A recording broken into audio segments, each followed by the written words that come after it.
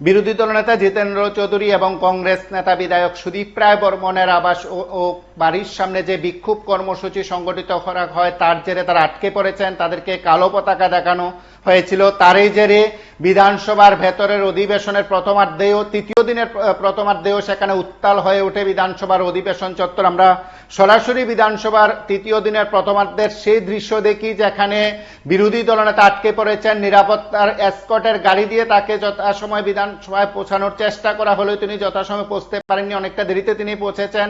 গোটা বিষয়টির প্রেক্ষাপটে তিনি পুলিশ কর্তাদের ফোন করেছেন। কি প্রতিক্রিয়া বিরোধী দলনেতার আমরা একবার শুনবো এবং সেই ইস্যুতে বিধানসভার অধিবেশন চত্বর রীতিমতো উত্তপ্ত উত্তাল হয়ে উঠেছে, আমরা সেই দৃশ্য একবার দেখি। একদল দুষ্কৃতী লাঠি ইস্যুটা এসব নিয়ে হাজির হয়েছে। সেখানে কি বলছে একদল দুষ্কৃতী সকাল 9:30 থেকে আমি কোন রকমের পুলিশের এসকর্ট দিয়ে আসছি, চলতে পারি এরকম? ঠিক আছে, মুখ্যমন্ত্রী সাহেব, মুখ্যমন্ত্রী বাড়িতে এরকম হয়।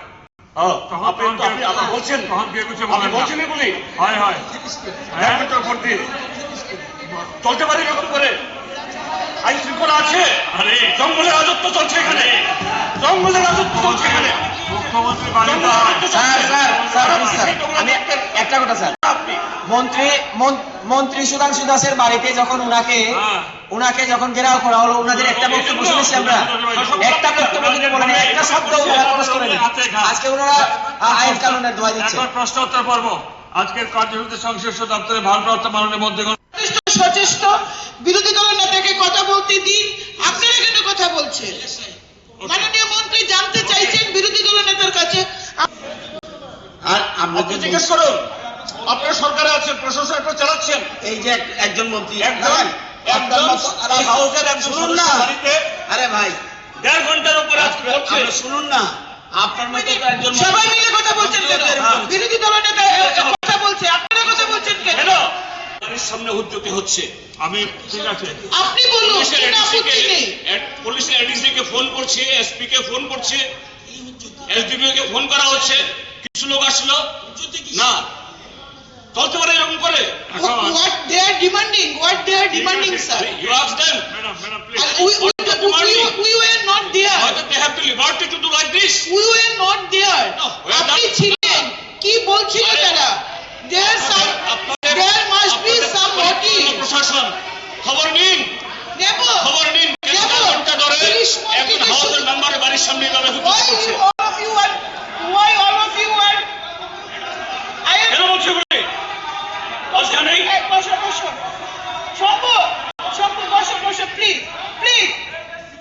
Being the government chief whip, I have the right to discuss. ঠিক আছে, আপনারা শুনলেন, সেখানে একেবারে বিরোধী দলনেতা সরাসরি সেই বিষয়টি উত্থাপন করেছেন। তার দাবি তিনি পুলিশ কর্তাদের জানিয়েছেন, জঙ্গলের রাজত্ব চলছে রাজ্যে। দাবি করেন বিরোধী দলনেতা খোদ বিধানসভায় কিন্তু সেই দাবি কি সেই বক্তব্য রেখেছেন।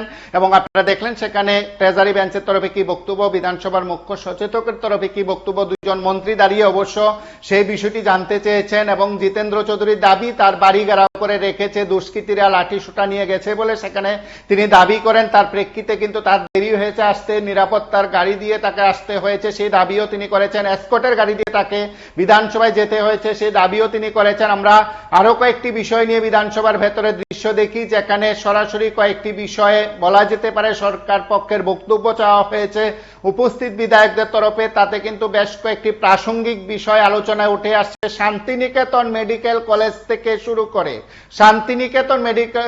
থেকে শুরু করে নানা বিষয় নিয়ে বিধানসভার ভেতরের কি আলোচনা, তার অংশবিশেষ আমরা দেখি। বি ফার্মা 5 লাখ 6 লাখ টাকা তার ডোনেশন চেয়েছে। মেডিকেল কলেজ শান্তিনিকেতন এসে খবরের কাগজে, আমি জানি না ফি স্ট্রাকচার কি, খবরের কাগজে দেখলাম অলমোস্ট 1 crore। এবং বলতে পারে অন্যান্য স্টেটগুলোর সঙ্গে তুলনা করলে তো ঠিকই আছে মনে হয়। ওদের ওখানে কর্ণাটকা, তামিলনাড়ু কিংবা অন্যান্য জায়গার সঙ্গে ত্রিপুরার আসপেক্টকে বিবেচনা করলে কিন্তু ভারী মুশকিল হয়ে যাবে।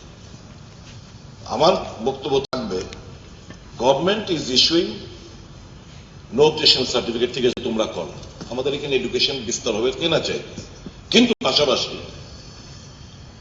এই যে ফি ফিটার উপর সরকারের নিয়ন্ত্রণ থাকতে হবে। আদারওয়াইজ মাই গুড গড, এখানে খয়েরপুরের কোনো একটা সাইডে খয়েরপুর আমার ঠিক জানা নেই, এটা একজন স্টুডেন্টের বাবা এসে বলল যে এর প্রেক্ষিতে কোয়েশ্চেনটা এনেছে কি ফার্মাকোলজিতে। They are asking, demanding 6 lakhs of rupees. Can you just imagine in diploma, pharmacology? So this is absurd on the part of any guardian. আর এরা চাইছে যে বাবা মার কাছে থেকেই আমি পড়াশোনাটা করি, আমার অন্য জায়গায় গিয়ে বেঙ্গালোর গিয়ে আমার যাতায়াত আসা যাওয়া খাওয়া প্রবলেম হয়ে যাবে, এখানে থেকে পড়াশোনাটা করি, এটা হোম সিকনেস কাজ করে। Taking that advantage, these people are squeezing our state. আর সবচেয়ে মজা হচ্ছে কি, সোসাইটি নাম দিয়ে সোসাইটি একটা এরা ট্রাস্টি করে, ইনকাম ট্যাক্স ট্রাস্টি হলে তো ইনকাম ট্যাক্স মুকুব, মানে you just see the quantum of money they are squeezing from our state. আমার অনুরোধ থাকবে, আপনি আশ্বস্ত করছেন, so please department should immediately review এখানে যতগুলো, এখানে আরিয়া ভাট্টার থেকে শুরু করে যা যা খুলেছে, দক্ষিণ ত্রিপুরা কাকরাবনে কোনো একটা জায়গায় একটা ইনস্টিটিউশন খুলেছে, বিভিন্ন জায়গায় যা করেছে ফি স্ট্রাকচার গুলো নিয়ে যেন এক্সামিন করা হয় এবং প্রপার স্টেপস যেন নেওয়া হয়, সরকারের হাতে যেন লাগামটা থাকে। এটি আমার বক্তব্য, সরকারের হাতে যেন লাগামটা থাকে, এরা যেন প্রাইভেট প্লেয়ার্সরা যেন আমাদের স্টেটটাকে লুটে নিয়ে না যায়, এটা আশ্বস্ত করেছেন। I am so happy. আমি ধন্যবাদ দেব যে আমি যে আশ্বস্ত করলাম এর জন্য উনি আশ্বস্ত হয়েছেন। দেখুন, আমি ত্রিপুরা মেডিকেল কলেজে আমি ছিলাম, সেখানে আমি দেখেছি এই ধরনের প্রবণতা ছিল। পরবর্তী সময়ে অনেক কেস ইত্যাদি হয়েছে এবং দেখা গেছে, মেডিকেল কলেজ সম্পর্কে আমি বলছি, সেখানে সুপ্রিম কোর্টের যে ভার্ডিক্ট, সেখানে বলা হয়েছে একজন রিটায়ার্ড জাজের অধীনে একটা কমিটি করবে, তারা এই ফি স্ট্রাকচার কমিটি, তারা কিন্তু রেগুলেট করে। আপনি যে কথাটা বললেন শান্তিনিকেতনের যে বিষয়, আমার গোচরে এসছে,